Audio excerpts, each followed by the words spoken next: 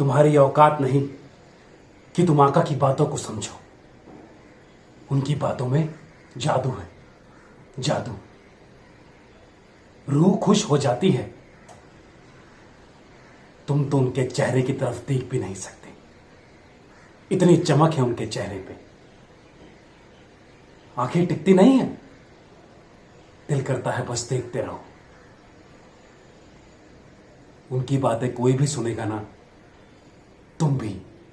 तुम भी तो जान देने को तैयार हो जाओगे बिना किसी सवाल के।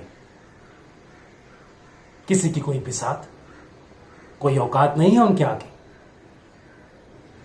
वो किताब की एक एक बात बताते हैं जो तुम जैसों को समझ नहीं आएगी, इसलिए कि तुम काफिर हो, काफिर। दीन के लिए शमशीर उठाना पड़ता है। दीन खतरे में है। जहन्नुम की आग से बचना है तो जिहाद करना है, क्योंकि जहन्नुम की आग जब जलाती है तो बस जलाती रहती है। गुनाहों की तौबा कबूल होगी कि नहीं ये मैं नहीं जानता था, लेकिन आका ने कहा जो मजहब और दीन की हिफाजत में अपनी जान गंवाता है उसका दर्जा बुलंद होता है। जो अल्लाह के लिए अपनी जान देता है, अल्लाह उसके गुनाहों को चाहे कितने भी घटिया क्यों ना हो, मुआफ कर देते हैं। कोई सवाल जवाब नहीं होता उससे। ये तुम क्या जानो, अल्लाह, रसूल, जिहाद पता है जिहाद ये एक ऐसा रास्ता है जिससे हमारी रूह की पाकीज़गी और नूरियत बरकरार रहेगी। आका ने कहा शहादत के बाद फरिश्ते हमें सीधा जन्नत ले जाएंगे। जन्नत, कयामत में हमें शान से उठाया जाएगा और जन्नत में खूबसूरत हूरें होंगी, दूध और शहद की नदियां होंगी जहां हमें उनसे नहलाया जाएगा। और ये सब सिर्फ उनके हक में आता है जो दीन के लिए अपनी जान गंवाता है, दीन के लिए।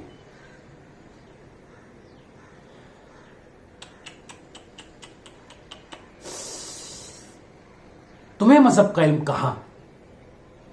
खुदा की कसम, जिस दिन आका ने हमें इस काम के लिए चुना उस दिन हमारी जिंदगी कामयाब हो गई। अब इस नेकी के बाद हम सीधा जन्नत जाएंगे। खुशी से झूम रहे थे हम। आका ने हमें विदा करने से पहले कहा कि जाओ बच्चों जाओ, तब तक मारना जब तक जिस्म में जान है, तबाही मचा दो, खत्म कर दो इन मजहब के दुश्मनों को।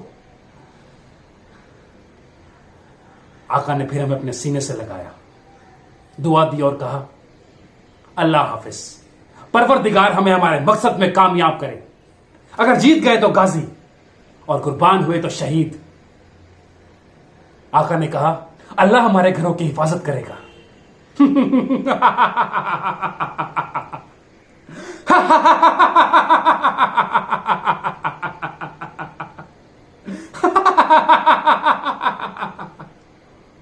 तुम्हारे लोगों को जिंदा कत्ल करने में जो मजा मिला, कसम से देख कर रूह खुश हो गई। अभी क्या कर लोगे तुम्हारी सरकार? हाँ?